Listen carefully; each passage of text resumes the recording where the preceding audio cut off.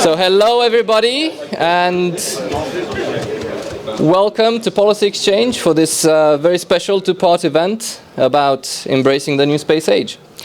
I'm Gabriel Eleftheriou. I lead the space policy unit here, and I'm really taken aback by how many of you have turned out today at a very short notice. Even Graham Turnock, the head of the space agency, turned out, even though we thought we couldn't have him today. So we are delighted to have the Minister for Universities and Science, Chris Skidmore, with us today. He previously spoke at Policy Exchange at the launch of our unit in April, and the fact that he's back for this keynote speech shows that we must have been doing something right. And a few notes about today's event. The Minister will speak for about 20 minutes, and then he will take questions for a few minutes. He will chair his own Q&A session. After that, he will have to leave because his time is limited. And then we will move on to the second part of the event, which is a panel discussion on space policy. It is part of our highly successful series of events and papers, What Do We Want from the Next Prime Minister? So, Minister, the floor is yours.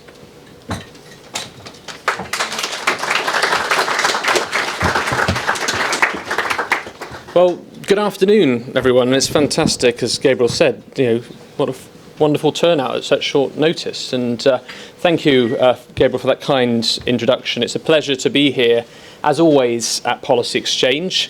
I somehow ended up as a research fellow of this think tank back when the Conservative Party was in opposition. I've always been delighted to come to events. They've certainly inspired me in my career over the past 15 years or so. And I simply couldn't have imagined back in the early 2000s that one day I'd be standing at Policy Exchange, addressing this august institution as the Space Minister. And yes, I am Minister of State for University Science, Research and Innovation. As my daughter, my 4-year-old daughter likes to call me, the Minister for the Universe. She gets confused, but can't say I'm the Space Minister enough, I think. So it's personally also really satisfying to see Policy Exchange make that decision to gear up towards looking at space policy through the establishment of its space policy unit, and indeed to launch its own space manifesto. And of course, the date today is a very important date in any space fan's calendar. For today, as we all know, marks the 50th anniversary of the launch of the Apollo 11 mission. And it was about this time 50 years ago, at T-minus 20 minutes before liftoff, that Jack King, the voice of Apollo, reported that 2 faults had been detected during countdown. The first was to do with communications equipment, which was easily fixed. Now the second was more serious, a leaky valve on the fuel line providing hydrogen to the Saturn V rocket. And a small team of technicians had been sent urgently to find a solution. So just imagine the scenario. 20 minutes before you start a 4-day 250,000-mile trip into the void of space, propelled by human ingenuity and around 7.6 million pounds of thrust. A man with a wrench walks by and tells you, don't worry, he's just got to do a quick repair to the rocket, and if there's a problem, move on to plan B.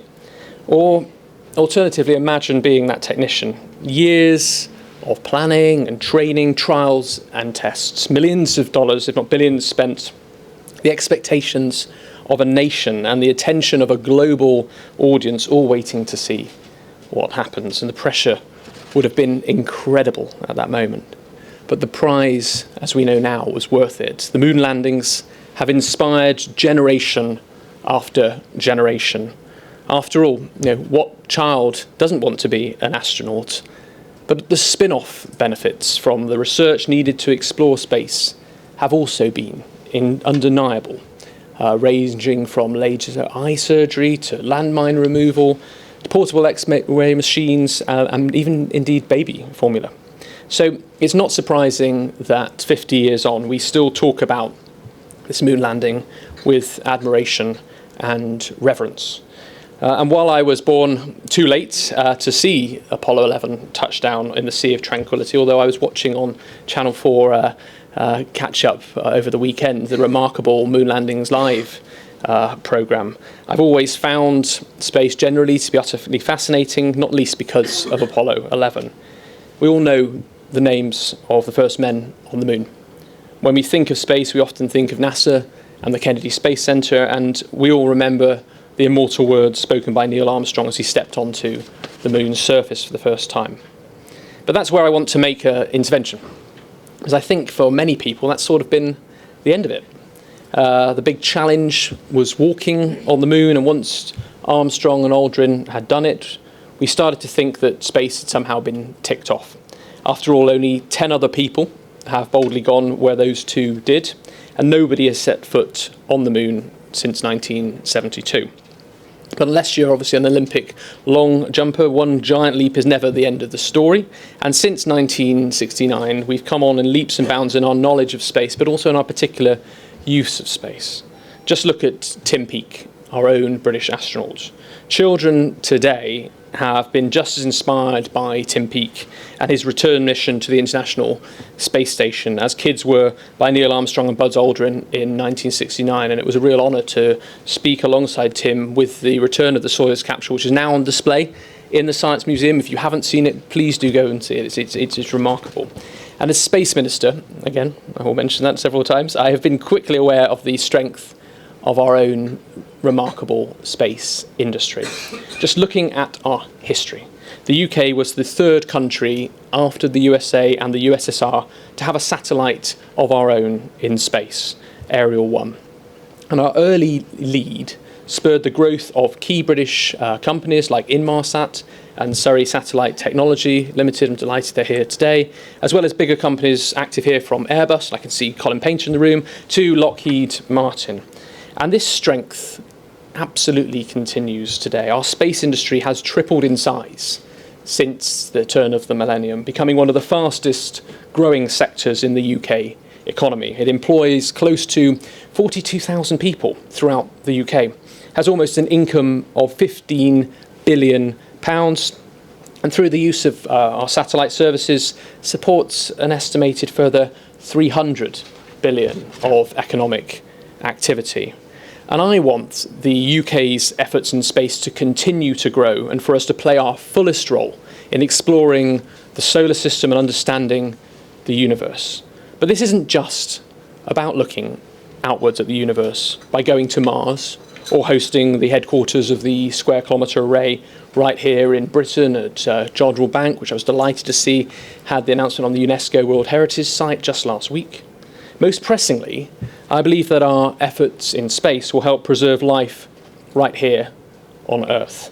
Through measuring the temperature of the oceans, to monitoring changes to biodiversity and the extent of deforestation, satellite technology today is enabling us to observe the very real-time changes happening right here in planet Earth.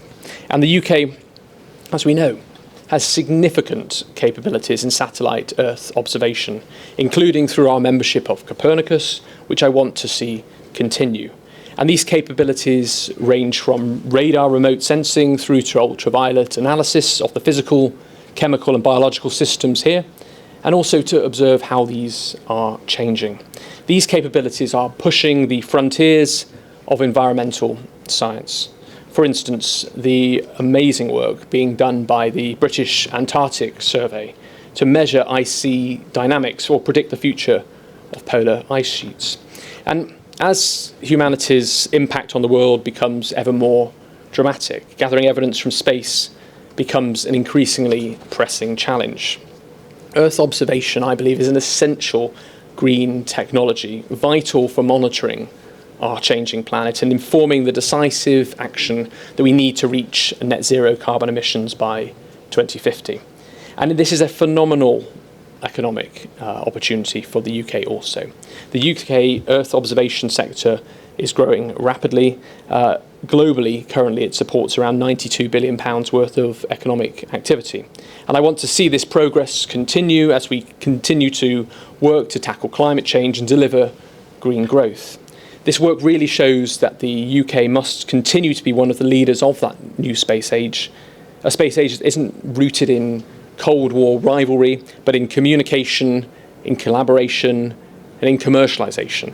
A space age which recognises the pivotal role that space will have in delivering life-enhancing and sustainable benefits right here on Earth.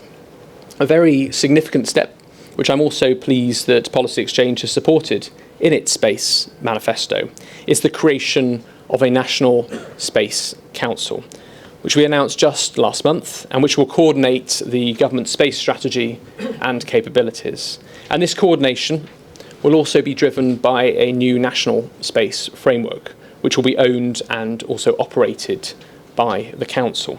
This will have, I believe, implications throughout our society because we all know space affects policy in a wide range of government departments. Most obviously, the Ministry of Defence for security and defence, and indeed my colleague Penny Mordaunt will be speaking at the Air and Space Power Conference later this week.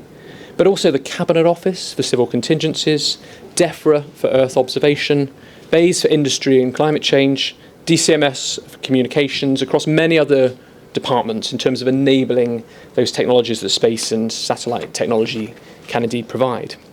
And the National Space Framework therefore recognises 3 top-level national priorities aligned with the Cabinet Office-led fusion doctrine, those of prosperity and knowledge, security and protection, and thirdly, global influence. And through these, the Council will improve its understanding of future UK requirements, deliver the practical joint working across all government departments to improve policy coherence, and importantly, working with the sector to achieve our ambitious growth targets. Last year, the Space Growth Partnership, I'm delighted to see Space UK present at this speech, published Prosperity from Space, a blueprint to build on our success to date, to enable the UK to access £70 billion worth of new opportunities by 2030. And we set out a national ambition of accelerating growth to secure 10% of global market share in commercial space activity by this date. The structure of the National Space Council is still to be agreed with the Cabinet Office, but we expect it to have a permanent full-time secretariat and formal supporting structures from across government, industry and academia. As we saw from President Macron's recent announcement of a new Space Defence Command in France, governments from around the world are now recognising the strategic value of space. And for the UK, the new Space Council will provide a renewed focus and ambition to accelerate the excellent progress that we've already made to date. We've also, and this is important, reaffirmed our commitment to the European Space Agency, or ESA, an organisation which we helped to found and that we are absolutely proud to be part of. We're contributing around £300 million to ESA each year, and I believe that is money entirely well spent. After all, for every £1 we invest with ESA, we see an average return of £10. While 50 years ago we were embarking on the mission to the moon, the next big space mission will be to Mars. So I was delighted to announce earlier this year that the new ESA ExoMars rover will bear the name of a British woman and one of our great scientists, Rosalind Franklin. The Rosalind Franklin rover will search for evidence of life on Mars, and it's packed full of British tools, like the PanCam, a camera developed at UCL's Mullard Space Science Lab, which can record the landscape in 3D.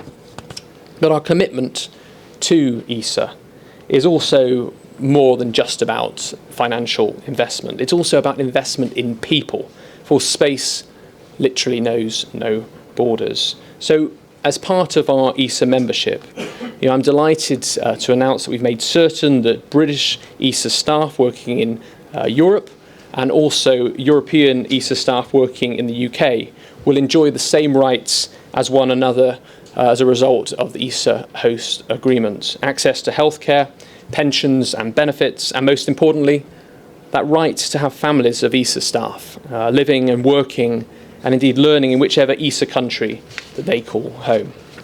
And we've committed to continuing collaboration with member states in ESA on research and on development, particularly in such an important year for ESA, with the Council of Ministers in November, where member states will agree ESA's future programmes of work. And it's fantastic to see that already preparations for that are also building up to an ambitious program based on global collaboration, excellent science, as well as commercial programs that will support our industrial strategy. You've probably heard enough from me about my Road to 2.4% speech series that I've been making as Research and Innovation Minister. But the government's commitment to raise research and development spending to 2.4% of GDP offers a considerable opportunity to space and other technology-based sectors. The space sector is 6 times more R&D intensive than the UK average, and will continue to work closely with ESA in order to develop programme proposals that benefit R&D as well as boosting our national capabilities. And this complementary approach offers significant opportunities not only to maximise the commercial and scientific impact of space, but also to maximise its role in tackling problems like climate change I discussed earlier. And I look forward to continuing this strong and vitally important partnership and to seeing many more fantastic achievements from ESA for many years to come. But our vision must also be international. And for some immediate evidence of our determination to work with all countries across the globe, I'm excited to say that on Thursday I'll be signing a new Memorandum of Understanding between the UK and Portugal alongside Portuguese Space Minister Manuel Aito. And beyond Europe, we're also excited to be hosting several international space agencies at the UK Space Conference in September, which will be the most important space-related event in the UK this year. And we expect to see a host of international space agencies attending, supported by trade delegations. Space, as we know, is a truly global endeavour that benefits everyone.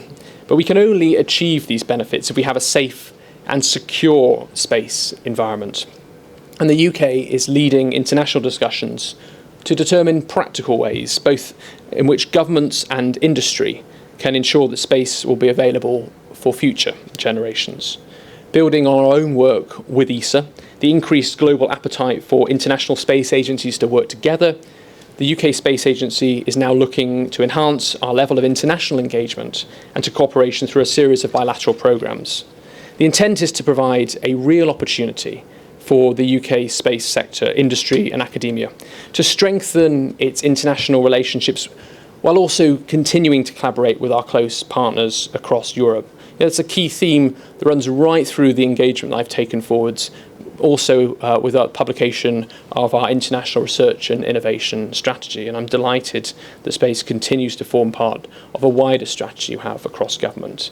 But that's also why I can announce today that NASA and the UK Space Agency have signed a letter recognising our joint interest in accessing the moon for science and in using private sector capabilities to support this endeavour. They've also agreed to set up a joint working group to coordinate joint scientific research and also to identify for the future collaborative opportunities, including the possibility of using a proposed UK commercial communication service at the moon. And I'm delighted that I have a copy of the document here, and Graham Turner has just signed it today. So we have here the joint statement of intent between the National Aeronautics and Space Administration and the United Kingdom Space Agency on lunar research and exploration, signed today on this 50th anniversary of the Apollo mission. Our two countries have a fantastic history together, and space exploration has been a part of it for quite a while. Back in the 1970s, Richard Nixon gifted pieces of moon rock gathered by Apollo 11 and Apollo 15 to some of America's allies, including the UK. And if any of you went to a reception in Downing Street, tucked away in the corner just right by the Prime Minister's office, you were able to see this sort of piece of wood encapsulating the moon rock. I understand now that I was hoping to see if we could bring it here, you see. So I made inquiries, but unfortunately you can now see them in the National Maritime Museum in Greenwich. But I think it's so important that today, on this 50th anniversary of the launch of Apollo 11, we're able to make this continued joint commitment for the future. But if these mentions of NASA start making you think that maybe it is about the USA after all, I'd also like to set the record straight. We as the UK have that fantastic story to tell. We are, for example, a satellite telecoms powerhouse. 1 in 4 telecom satellites contains parts made in the UK. And in fact, when I visited the space park at the University of Leicester in March, I was fascinated to hear about some of the instruments that the university had been literally instrumental in making since 1967. And the University of Leicester is obviously looking to maintain that track record for the future. And I was delighted last week to announce almost £14 million of funding to the university's Meteor Centre, which will be a hub for innovation in satellite design and operation, for revolutionising how we use that data that our satellites gather. And also exciting businesses, new businesses like OneWeb, which aims to provide high-speed broadband to the world through a constellation of 650 satellites, to have chosen the UK as their headquarters. I'm almost embarrassed to name one particular company because I've met a host of companies on my tours across the UK as Universities Minister, and I have to say the enthusiasm and the drive of the leadership teams of these companies to do more if they have the chance, and to provide that supporting role where we can as a government and where we will continue to do. And to continue this progress, I'm delighted also to announce today a £2 million investment in 10 new projects to develop innovative new instruments, which will put the UK industry and universities in pole position for new commercial and scientific missions. During the Farnborough Air Show back in 2018, the UK Space Agency announced more than £30 million of funding for Sutherland in Scotland, helping Highlands and Islands Enterprise to develop a vertical launch spaceport, giving Orbex the means to build a new launch vehicle, and helping Lockheed Martin to establish launch operations and an innovative new satellite deployment system known as the Orbital Manoeuvring Vehicle, boosting Scotland's reputation as a go-to destination for vertical satellite launches. Meanwhile, at the other end of the country, last month, we've now joined up with Cornwall Council to invest a total of £20 million into the New Quay Spaceport, which is developing horizontal launch operations with Virgin Orbit. The Space Industry Act of 2018 is a major step forwards in establishing a safe and supportive regulatory framework to enable launches to take place from the early 2020s, and we're working across government to develop the detailed regulations to implement the Act with industry and other interested parties. And we're also working with international partners to put in place the necessary agreements from companies around the world to be able to come here to the UK while investing in related facilities and technology, including almost £100 million for a new national satellite test facility in Harwell, £60 million for reaction engines to develop their revolutionary air-breathing rocket technology, which can be thought of as a cross between a jet and a rocket engine. And this is an exciting project that builds on Britain's aerospace heritage. An amazing feat of engineering with a wide range of potential applications, and what's now seen investment from BAE Systems, Boeing and Rolls-Royce. And I'm pleased to see that the engine's current tests in Colorado are going very well, and I'll be following the progress of the UK tests next year. It's absolutely vital that these projects' investments continue, because the UK cannot simply afford to opt out of space. As I said, I'm not old enough to remember the moon landings, but I do remember Project Juno. My father even worked on developing a Doppler ultrasound system, or the Juno DOP, for the mission. But in the end, the Juno mission failed to take off, and Helen Sharman had to hitch a ride on a Soyuz. Because the rest of the world simply doesn't wait, we now have to run to catch up. And we cannot make that same mistake twice. We need to build on our strengths and to make space a major priority for the UK's future. And I see that the rest of this event is titled, "What do we want from the new Prime Minister?" I think we all know why we're here and what we want to ask for. But this means continuing to be a major investor in ESA, to put forward our best and most talented minds, and to invest in our satellite applications cluster right from Glasgow to Goonhilly. We cannot afford to be left behind again. So let me round off this speech where I started, with that hydrogen valve on Saturn V, a few minutes before the launch of Apollo 11. In the event, the problem with the valve was a minor one. The team poured on cold water to freeze the valve, tightened some bolts, and bypassed the valve altogether. The countdown proceeded as planned, and everything was in place for ignition, I think in just a few minutes from now, half an hour from now, in what would be 2:32 GMT. It was the start of an amazing journey, one that's inspired all of us for over half a century.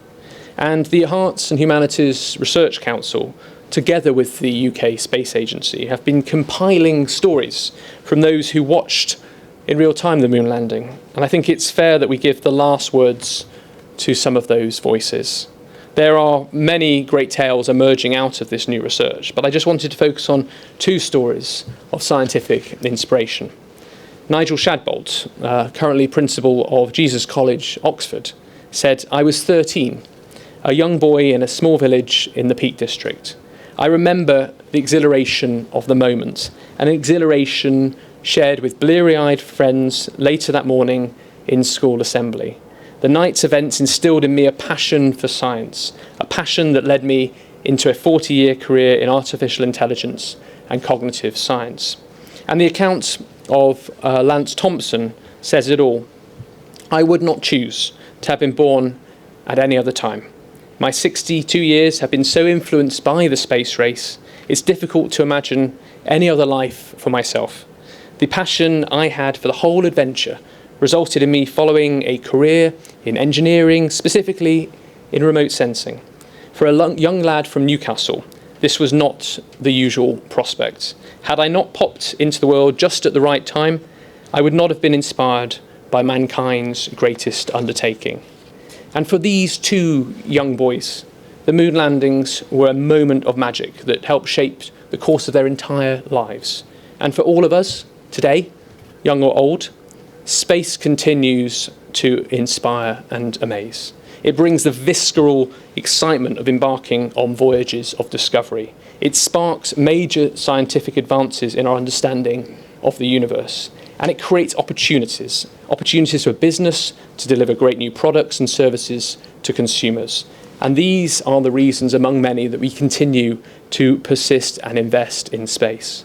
So as we celebrate the 50th anniversary of the Apollo 11 mission this week, I want us all to remember that the small step that Armstrong took was just the first in an amazing, inspiring and essential journey. And that journey is one that I'm proud that the UK will be continuing on for many decades to come. Thank you very much.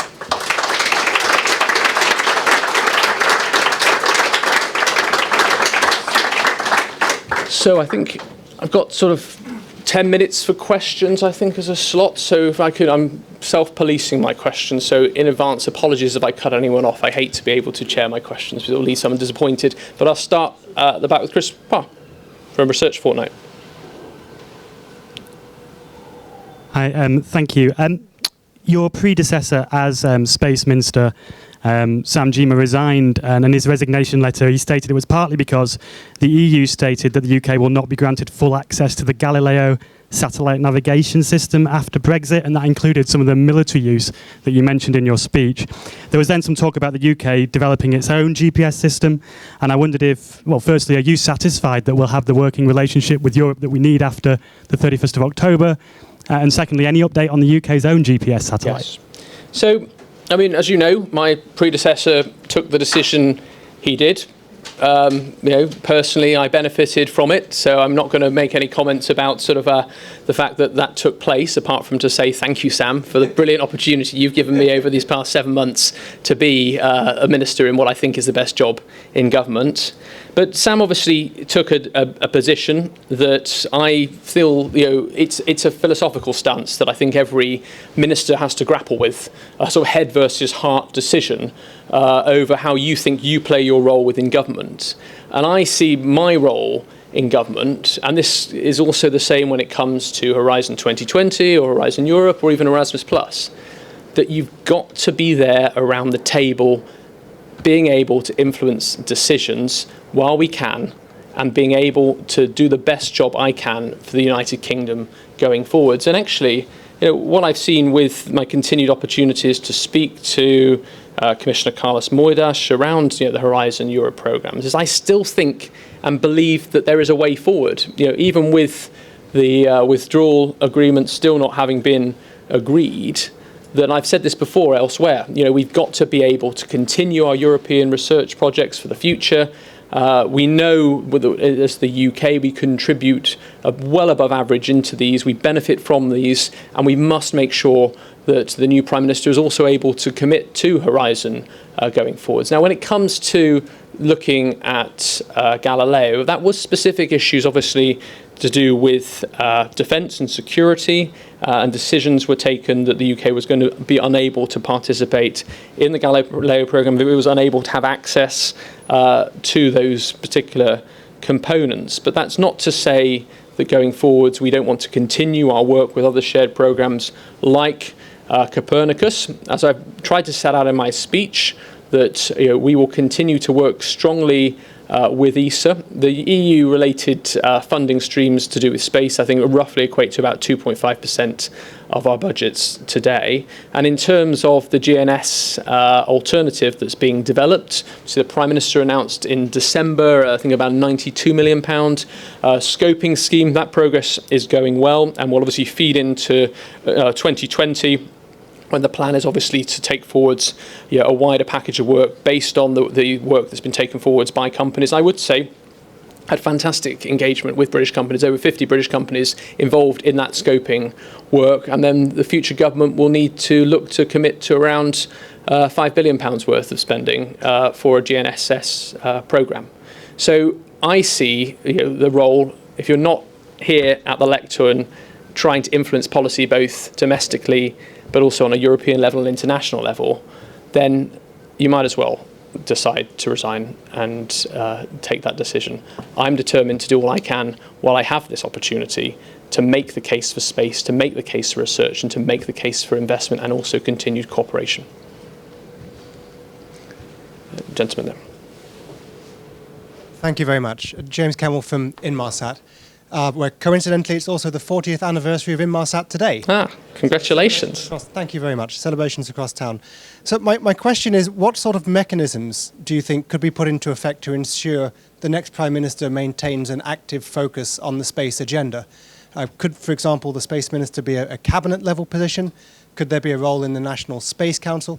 What sort of mechanisms do you think might be put into effect? Certainly. So I think when it comes to the National Space Council, this is very likely to be a committee or subcommittee of Cabinet with senior representation from all stakeholder departments. And the Cabinet Committee obviously will be for the future Prime Minister to decide ministerial responsibilities. But my aim, as always, when establishing the National Space Council, was to look at trying to move it from a ministerial level to a cabinet level responsibility.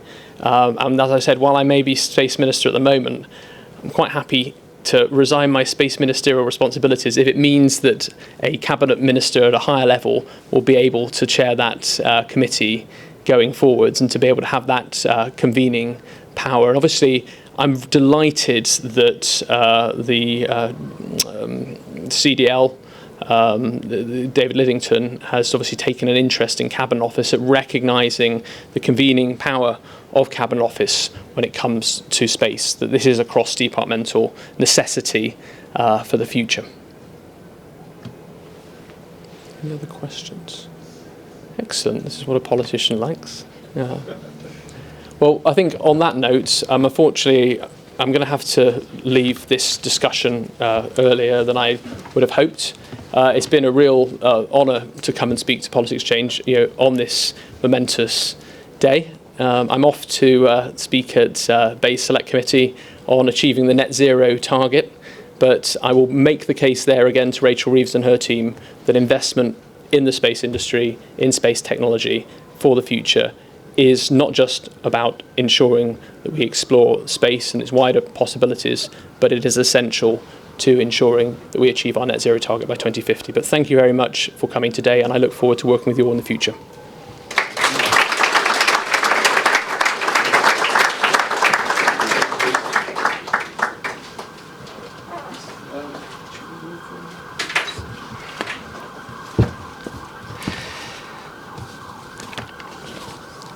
So thank you, Minister, again for taking the time to come and speak to us on a policy exchange platform. You're always welcome here. Now I would like to invite our panelists to take their seats on the panel.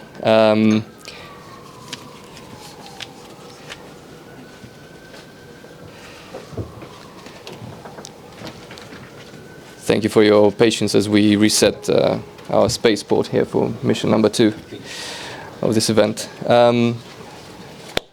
So, just a few words to introduce this session.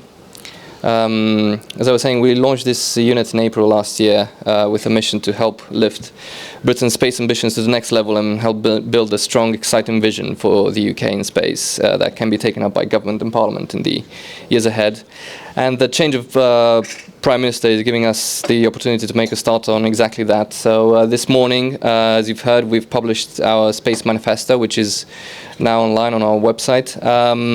It is a policy program for turning Britain into one of the leading space nations of the 21st century, so very ambitious. It contains 12 policy recommendations. I won't go through them now. I'll just highlight 4 pillars, 4 key ideas that frame the document, the 4 fronts on which the next Prime Minister should act decisively and with dispatch.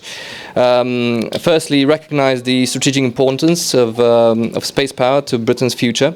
So this is about political leadership and a new Prime Minister prioritising this at the right level.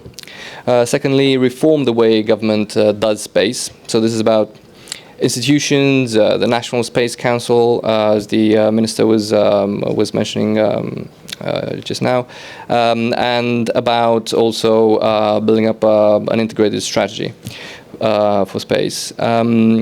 Thirdly, raise Britain's game in the global space race through increased investments. So this is about money. It's about the big-ticket space systems that I think we need. I call it the space triad, PNT, SATCOM, Earth observation, and this, I think, can be the backbone of UK space power in the coming decades. I also mentioned the figure of doubling the UK Space Agency's budget to around 800 million by 2022. I'm not sure if Graham Turnock agrees or not. When you say no. Yeah, well, it's a modest sum. But, rebalance Britain's space relationships towards a more global approach. This is almost a cliche in a way these days, but I think it must be highlighted specifically in relation to space because it is extremely important. I think it's hard to get this rebalancing right when it comes to space, and we need to be clever about it. And the Minister quite rightly gave a very upbeat, positive speech. He noted the many great aspects of the UK space enterprise, and he's absolutely correct. This country has great advantages, strengths and potential, but also the sector might be more fragile than it looks because it is ultra dependent on a limited, in certain critical areas, ultra dependent on a limited pool of talent, which can rapidly disperse. And secondly, when you zoom out and set British space activity in a global context, a slightly more unsettling picture emerges, I think. You look at what other countries are doing in space, how much more they invest, how much higher priority they attach to this area, the capabilities they've already got and what they're developing. You look at all this and it's hard not to worry. It's hard not to feel a sense of urgency about UK space policy, a sense that we really are at a pivotal time when we need bold action from the government in this strategic sector if we are going to remain competitive in the global space race. And I was almost minded to declare a space emergency and a space rebellion, but perhaps one rebellion at a time is enough. But space really has become a critical component of UK national power. We depend on it for our continued prosperity and national security. And also, I believe that we will come to rely on it ever more for our international influence in the longer term. So the seriousness of this issue must be matched by government action. So, and if there is one thing that you should take away from our paper today, it is that we need top-level political leadership on space policy. And I think it is the perfect field of action for a can-do Prime Minister who can boldly go where no other Prime Minister has gone before and make space a part of Britain's strategic and indeed national identity. So let me now introduce our panel very quickly. We've got Graham Turnock, the head of the UK Space Agency. Then we've got David Morris, the chair of the Parliamentary Space Committee. Lord Willits, who, as you know, had the transformational impact on UK space policy in a science minister in 2010-2014. Lucy Edge, the Executive Director of Satellite Applications Catapult.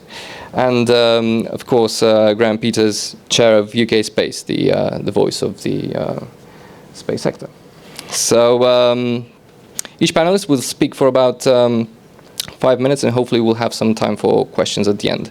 I think we'll just go in order with Graham.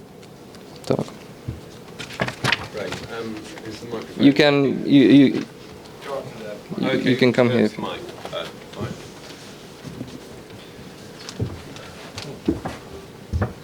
Thank you very much, Gabrielle, and thank you very much for the publication of your Space Manifesto.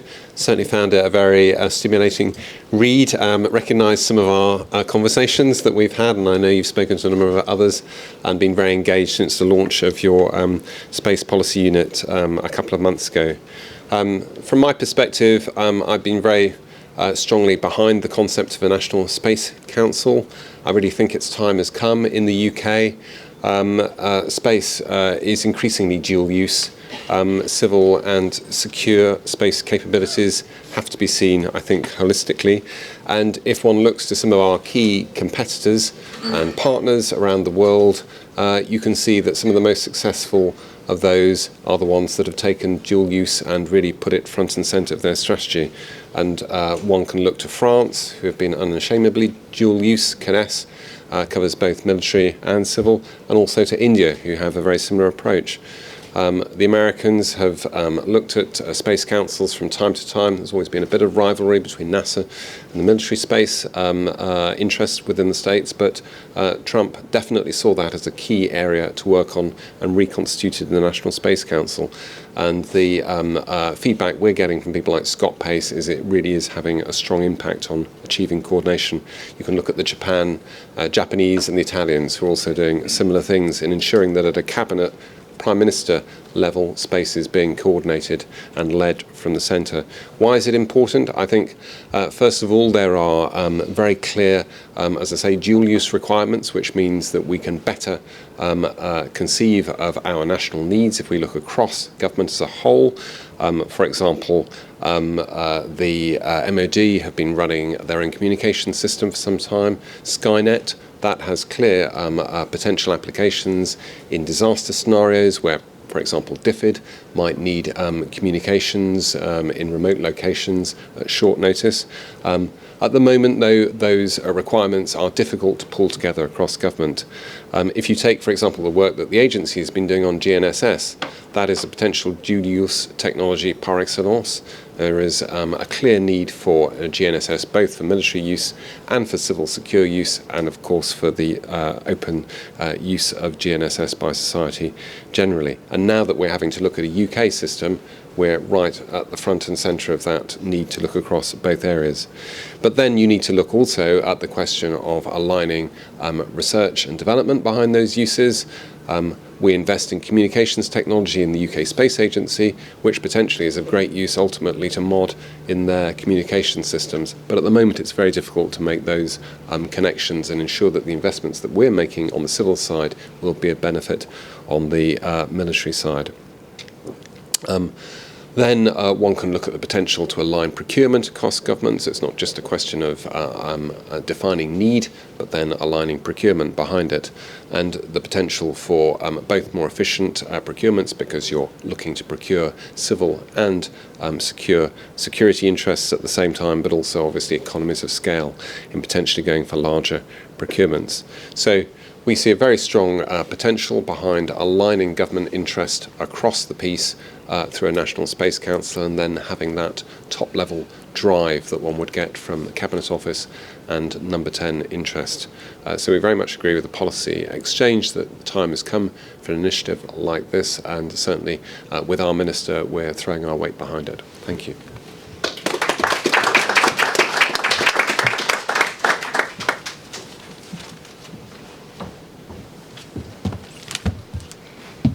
Good afternoon, ladies and gentlemen.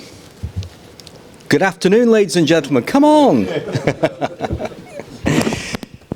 It's lovely to be here. I'm David Morris. I'm the chairman of the Parliamentary Space Committee. It's an all-party group in Parliament, and I've been now the chairman of it for about 4 years. In that 4 years, we've seen the space industry, excuse the pun, rocket. It has actually gone from strength to strength. And in that period, we've seen the new Space Act come into play. Also, we've started to see investment going into the space industry in the format of the proposed spaceport in Newquay. And even though I would love to tell you, I had a hand in certain guidance of these things, this has autonomously been done from central government. We have just been doing an input from my committee. And, it's been long overdue in some circumstances. But what we have to think about is the future. In the future, the space sector globally is going to treble.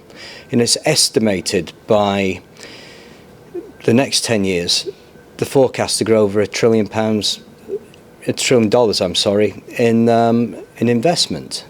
And that can actually treble by 2040. So, we're thinking about 20 years. I've been in Parliament now 10 years. I've seen the space industry go from being something that we talk about on the green benches to something that's actually becoming a huge business, a huge reality that's outgrown the time of austerity. It's been growing on average about 10%, some say 11% year on year for the past 10 years. This is a huge, huge opportunity for investment, not just for private enterprise, but for government to get involved as well. And I do think, with the new act that's come into play, and the fact that we are leaving Europe, some say that's a good thing, some say that's a bad thing, but either way, the space industry doesn't seem to be affected by that. We still have cooperation with our European partners and our international partners. I do think that the space industry could grow possibly even larger than what's been forecast. I think in the future we're going to be looking at forming a National Space Committee. That's been announced already. That could end up being a governmental department in its own right, answerable to the Prime Minister. Who knows? I could actually be the chairman of that committee. We don't know these things. But one thing that I would like to see, and one thing that I do agree with the report, is that we would like to, the UK should have a space minister. We've got one in Chris. Chris has just addressed you. I can go a little native now because I was his private secretary up until about 3 weeks ago in education. So, I think Chris is doing a great job, and Sam before him. But we're getting to the stage now in the whole of the ethos of the space industry where we need a dedicated minister to oversee everything that needs to come out of the UK and into interfacing with the rest of our global partners in the world, and excuse the pun, to go beyond, because we are in a position now where we're investing heavily into the space industry from government. Should double to about 800 million. That is what I would like to see, and that's actually in the report as well. And yeah, as far as I can tell you from my part in my part that I'm playing on the all-party group, we do stand up and we do support the space industry at every opportunity. And forgive me for looking at my watch, but I'm very mindful of the 2:32 GMT point where the rocket took off 50 years ago. I don't think I'm going to be speaking that long, but this is a very poignant time that we are here, 50 years down the line, talking about an emerging sector which we know is established, but the world doesn't. the UK doesn't. We're going from strength to strength. We've got to keep singing from the rooftops the praises of the space industry and make sure that the space industry gets the right amount of government involvement that it's owed to it. So, ladies and gentlemen, thank you very much for asking me to come today. I'll be totally truthful. I didn't expect to be speaking today. However, thank you for giving me the opportunity to address you. Thank you.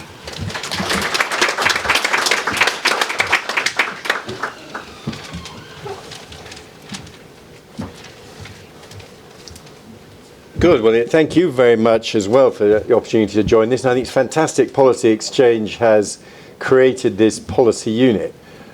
Chris's was an excellent speech, and just to bring out what I thought was some of the interesting angles on it. He's rightly very proud of having got the Space Council through, and Graham gave some of the reasons why that's a useful initiative.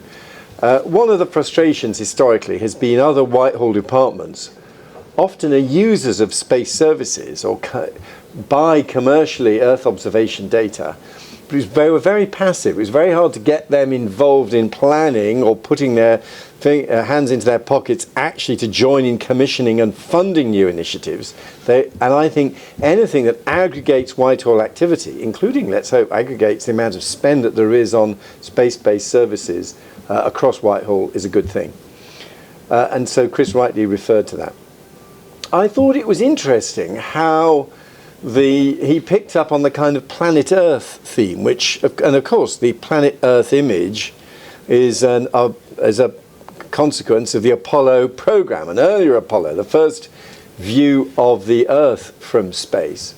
And he emphasized how to this day, and increasingly, space is important for us to monitor the health of planet Earth. I still think of an image that I saw where the Earth, the planet, was the kind of patient, and a network of satellites were the means whereby the doctor was monitoring the health of the patient. And given the preoccupation people have with climate change, with green issues, with the environment, there's a very powerful case to be made for space as a crucial tool for enabling us to monitor the state of the planet everybody cares about. And in terms of reaching the hearts and minds of average taxpayers and fellow citizens, it's a powerful argument, and it's great that it is in his speech. Moving on to a tricky issue. I think Chris was right to talk about going to ESA with, we hope, an increased UK contribution, and of course Brexit doesn't mean we're leaving ESA. Far from it. It makes ESA even more significant. But the mode of working is going to change, because and it took me a while to crack this, but when I cracked it and explained it to the Treasury, it really helped us get substantial ESA contributions. ESA can be thought of, as amongst its other functions, as the R&D arm of the EU. And whereas the EU operates on a competitive tendering basis, ESA operates on a juste retour basis. So if you turn up and put 30% of the money in to a satellite, experimental prototype satellite with ESA, you will get 30% of the business. If that works and is a successful prototype, and it then becomes a mainstream EU program, and a dozen more of those satellites are commissioned by the EU, you've got your 30%. So it's a very favourable return if you play your cards right, which is what we have been doing at recent ESA ministerials. I think, but ESA-EU relationships have been quite fraught, and I think Britain, as a big player that's a member of ESA but no longer in the EU, will create a set of quite tricky issues about how this model works in future. So one of the many ways where Brexit will affect things is we will have to consider how Brexit changes the ESA-EU relationship. Finally, just looking ahead, there are so many different exciting things happening, but let me just pick out a couple. I think there has been a shift in thinking in Whitehall. Part of the backdrop to the Space Council is a recognition that the UK needs a sovereign EO capability. And it is absurd, as this is something I learned from my friends in the space industry, it is absurd that Nigeria has the sovereign capability to observe us, and we do not have the sovereign capability to observe Nigeria. Basically, we have to ask the Americans. And way back in 2010, the MOD view was that we didn't need any of this type of stuff. We got it from the Americans. And there's been a very significant shift in thinking in the MOD to the recognition that actually we can't just be dependent on the Americans. The Americans would value it if we had our own capability, and we can't always be confident that the tasking will give the priority to our requests for imagery that we think it requires. So there's now been a big shift in thinking in the MOD, which I think is very welcome. And then finally, speaking partly as a member of the board of Surrey Satellites, this lunar comms idea, which Chris referred to, has enormous potential for us. At the moment, every lunar mission takes its own comms system with it. The thinking behind it is there should be a permanent small satellite constellation, could we start with one, could then grow a bit, to provide communication services for the succession, intensifying frequency of lunar missions, which we are now expecting. And let's face it, the one embarrassing thing about this 50th anniversary is virtually nothing from the UK has gone to the moon. Virtually nothing. I'm told there are some small bits of kit you will find in the corners of Apollo. We have not hitherto been a significant lunar player. If we became the key provider of lunar comms for a range of different national missions, that would be a fantastic role for us to play, and I hope that is the long-term consequence of the arrangement which UK Space Agency and NASA have signed today. Thank you very much indeed.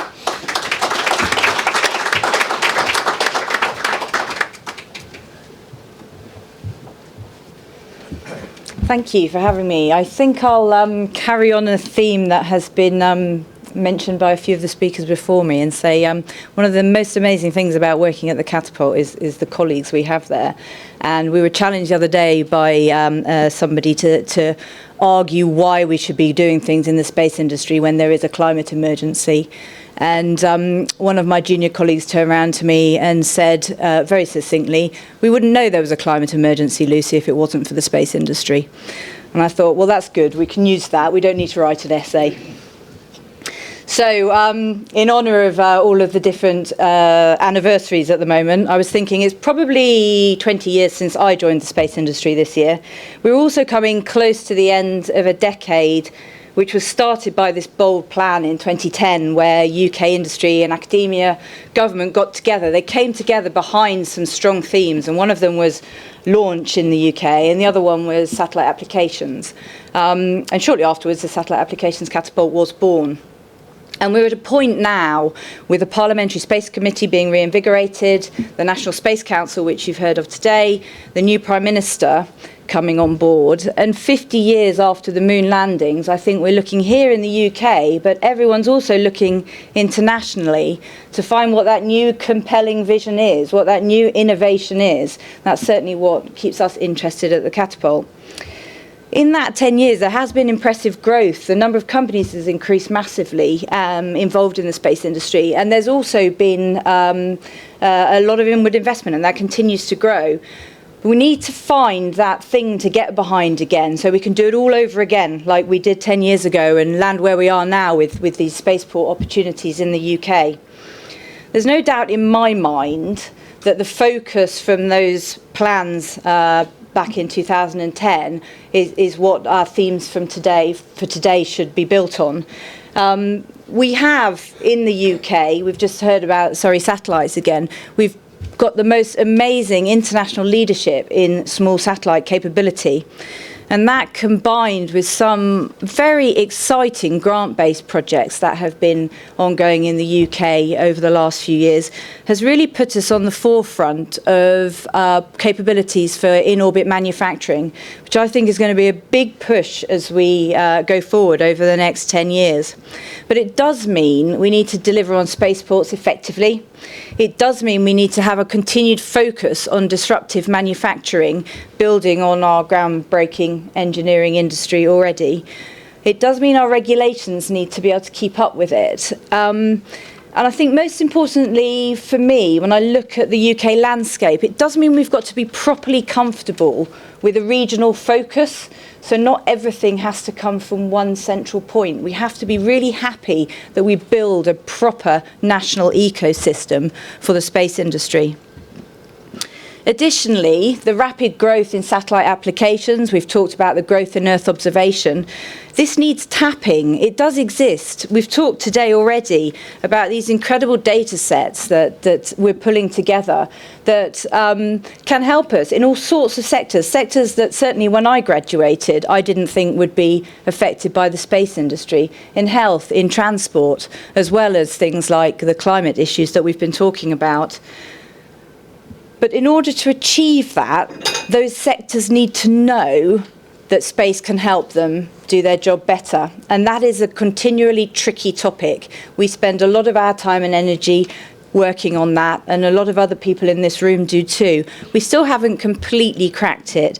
And I do wonder whether there's some opportunities for some strategic partnerships, maybe some innovative way where government looks at the way that it uses space technology to help us bring that more into a normal, everyday conversation where people will, first of all, expect space to be part of a solution, and then secondly, not care whether it's space or not. They'll be completely agnostic. There are radical opportunities, and that's great. I think the GNSS option is something that could allow us to not only lead in our own national capability, but also make ourselves really attractive externally as a nation that chooses to take the difficult decisions, chooses to do the really innovative things. And that, of course, means that not only do we lead with a technical solution, but it does make us extremely attractive to people looking for careers in this industry. And we certainly need people to continue supporting our space industry from all over the world.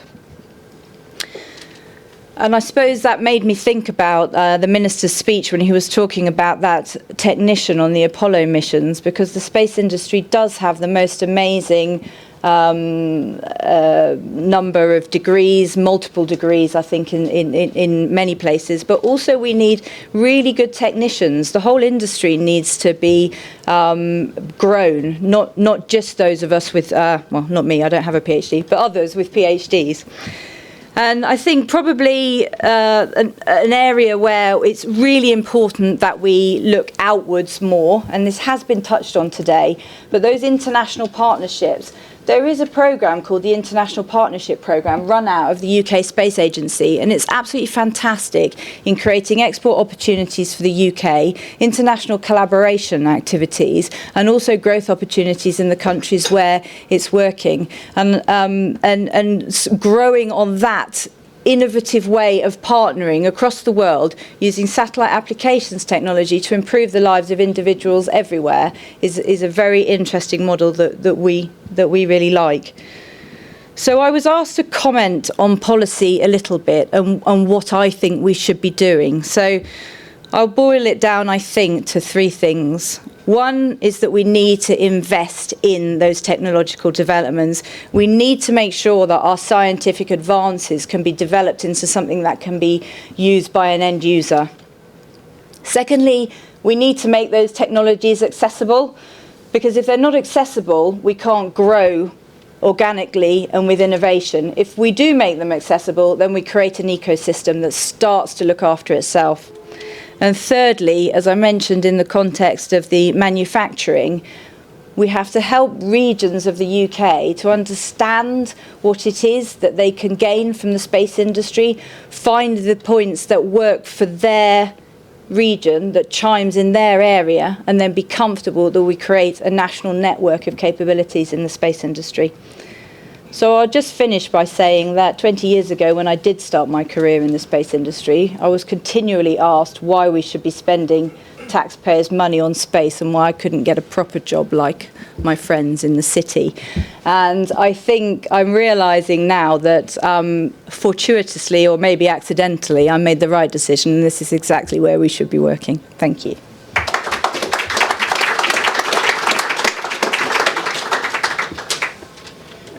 And it's on days like today when you realise that you really have not made a mistake. It is the right sector to be working in. And I'm going to rewind the clock back a little further than the Minister did. I think we passed the technical anniversary. But if you go back to 1962, when John F. Kennedy made one of his historic speeches around the moonshot, he said this: "We choose to go to the moon. We choose to go to the moon in this decade and do the other things, not because they're easy, but because they're hard. Because that goal will serve to organise and measure the best of our energies and skills. Because that challenge is one we're willing to accept, one we are unwilling to postpone, and one which we intend to win." Now, of course, we all know they did win. And since they stepped on the moon, the services that space provides are woven into our everyday lives. And I think one of the things we have to do as a sector is to make sure the public understand that, because they don't. And one of the roles of the Parliamentary Space Committee, I think, is to make sure as well that the MP sitting across the road understand that too. Now, getting to the moon, and of course bringing them safely back, was all about vision. But it was also about the drive, innovation, bravery, especially when you may have known that one of the vowels was Dicky, resilience, and of course, teamwork. And we think that here in the UK, one of the things which is key to our success is going to be, and has been, teamwork across the sector. And that's where the Space Growth Partnership comes in, which builds on the work that Lucy referred to of the Innovation Growth Strategy back in 2010. Now, the SGP is delivered day to day by a team of individuals taken from across the sector, from the trade association membership, from different parts of government, who all work together to try to align the activities of our respective organisations so that we add to greater value than the sum of the parts. Now, the IGS was built on economics, and I'll come back to that in a little bit. Now, I agree with pretty much everything that was in the manifesto, and also everything that Minister Skidmore spoke about earlier, including the fact that the National Space Council is a great achievement that we think will help unlock and be our first step towards a national space programme.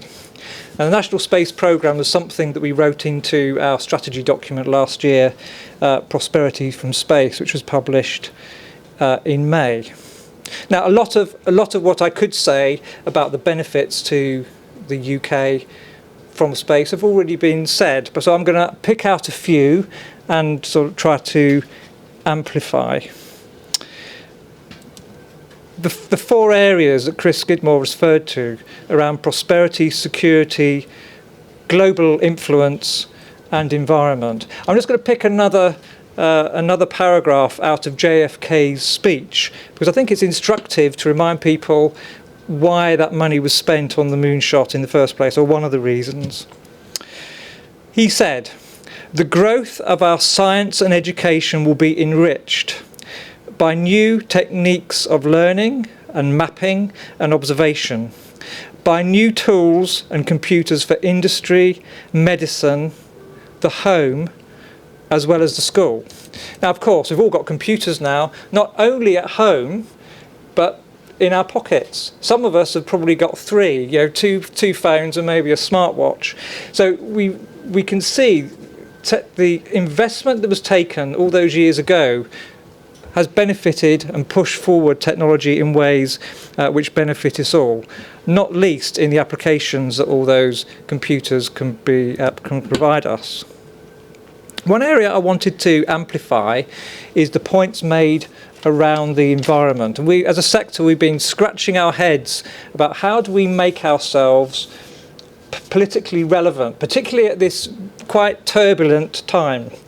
And it's the environment which is an area that we feel pretty strongly is politically relevant, not least because of the zero net carbon emission commitment that was made by the UK a few weeks ago. Now, of course, the environment isn't just what's down here. It isn't just climate change. It isn't just plastic in the oceans. And of course, space can help with all of those things, as some of the speakers have mentioned earlier. But it also extends into the environment in space. So we all hear about the new mega constellations being launched into orbit, in orbit manufacturing, all this kind of thing. One thing we have an opportunity to do as the UK is not only have leadership in the environment generally, but also in the sustainability of the space environment, to encourage the best behaviours to ensure that the orbits are there for future generations, to give us the services that we all benefit from down here. Thank you.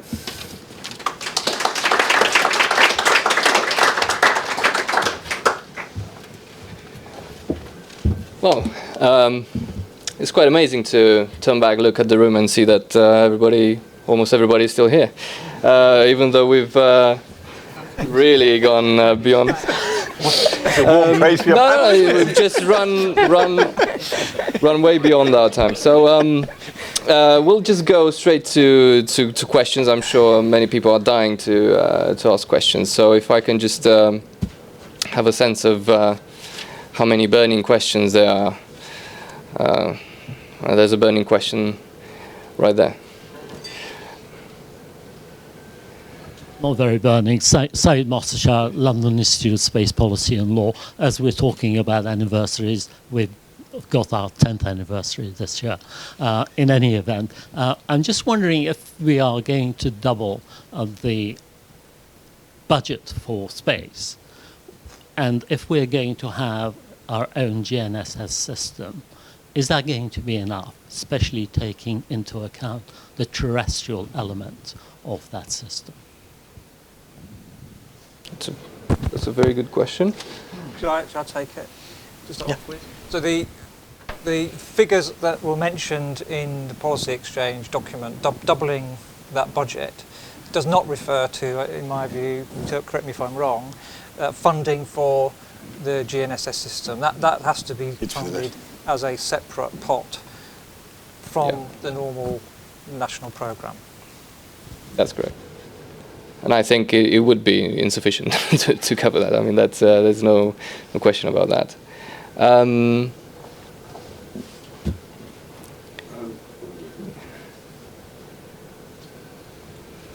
been two views. Colin Painter from Airbus. There's been two views expressed across the panel, not necessarily conflicting, but one was that we aggregate requirements and that leads to some program. But the other one, you know, with Kennedy and others, is actually setting out an infrastructure and then using that infrastructure. We've tried to aggregate requirements, particularly in EO, for 10 years, and it hasn't worked, in my opinion. I wonder if the panel can comment on whether we should adopt a more infrastructure-led approach. Is the mic working? I mean, I would agree, Colin, if you actually have a firm proposition on the table, it can be quite stimulating, and I think we've seen that with GNSS. I think there are, I mean, without wanting to sort of expose too much of the work that's going on at the moment, because it's quite early stages, I think just the fact of having a proposition is making us think a lot harder about what then that could be used for, and it helps make the links. I agree, I think if you just start from a very sort of dry requirements definition, then it can sort of quickly turn into a sort of race to the bottom, really, and you can sort of lose a lot of the potential that's there. So I agree, I think it has to be a combination of requirements and a sort of proposition, and maybe some iteration between the two as you go. I would agree. I think there needs to be a more profound and forward-looking policy around procurement from government to encourage the behaviours like we see in the US. The SpaceX example, I think most people recognise, where NASA commits to buy a service and then private sector invests to build a capability. You don't need to go the whole shebang to have the full capability being contracted, but if our government was able to commit to buy a percentage of the capacity in a new infrastructure project, that really will transform things in terms of the ability of companies to get investment from VCs and so on. So we need that. I think it's referred to in your document. Government as an anchor customer is a key ask, and I think the National Space Council is a step in the right direction to enable that to happen. I remember trying to persuade DEFRA that who run something called the National Horticultural Board, which was funded out of from farmers' contributions dependent on the acreage that the farmers had from which they were growing various crops. And DEFRA had a problem which they thought sometimes farmers underestimated the scale of the crops, so that held down their contributions to the Horticultural Board. And I remember saying to them, hey, you guys, if you contribute to an Earth observation satellite, we can work out exactly how much crop the farmers are growing.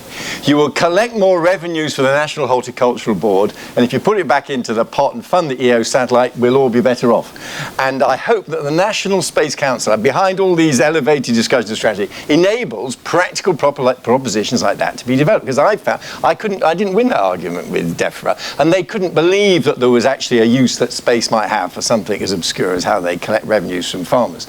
But when you look around, there are so many different ways in which space can contribute to the activities of Whitehall, and it should be iterative. Sometimes you put a technological proposition on the table and ask them to help fund it.